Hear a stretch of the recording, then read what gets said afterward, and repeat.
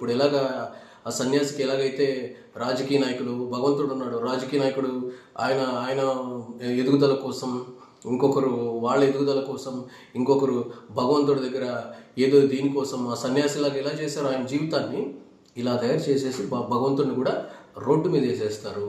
అందుకే భగవంతుడు ఎప్పుడు ప్రత్యక్షంగా కనిపించడు. I right or not? So భగవంతుడినైనా సరే మనం రోడ్డు పాలు లేదా శ్రీకృష్ణ జన్మస్థలాన్ని పంపించే ఎబిలిటీ మనకు ఉందన్నమాట.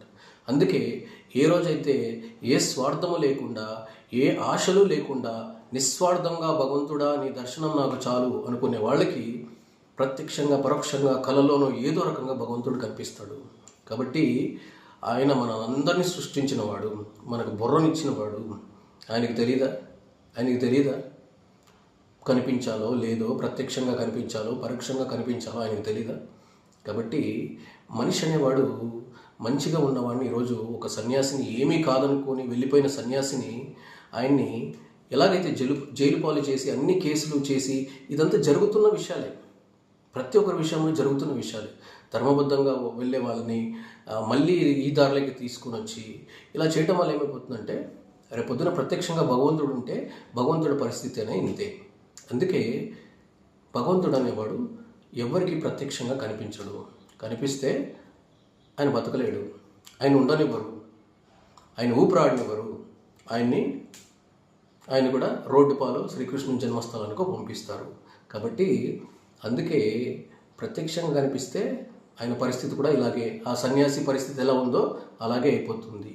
కాబట్టి ఆయన మనకు పరోక్షంగానే కనిపిస్తాడు. అంటే శిలారూపంలోనూ, ఇంకొక రూపంలోనూ కనిపిస్తాడు. మన కళలోనూ ఇంకొకలాగానో పరోక్షంగానే ఆయన కనిపిస్తాడు, కానీ ప్రత్యక్షంగా ఏ రోజు కనిపించడు. ఎప్పుడు కనిపిస్తాడంటే మనిషిలో ఆశ చచ్చిపోయినప్పుడు, ఏ ఆశలు లేకుండా భగవంతుడి సాక్షాత్కారం మాత్రం నాకు చాలు అని పవిత్రమైన ఆయన పూజించే వాళ్ళకి ఆయన ప్రత్యక్షమై ఆశీర్వదిస్తాడు. ఆశాజీవి అయిన మనిషికి ఎప్పుడు భగవంతుడు ఎప్పుడు సాక్షాత్కారం ఇవ్వడు. ఎందుకంటే ఆయన తల మీద కిరీటం కూడా మనం కావాలని కోరుకుంటాం. ఆయన ఆఖరికి నేనే దేవుణ్ణి అవ్వాలనుకుంటాం, అవునా కదా? సో అందుకే భగవంతుడు ఎందుకు కనిపించడం అనికంటే దిస్ లెసన్, ఈ స్టోరీ అనేది ఒక ఎగ్జాంపుల్.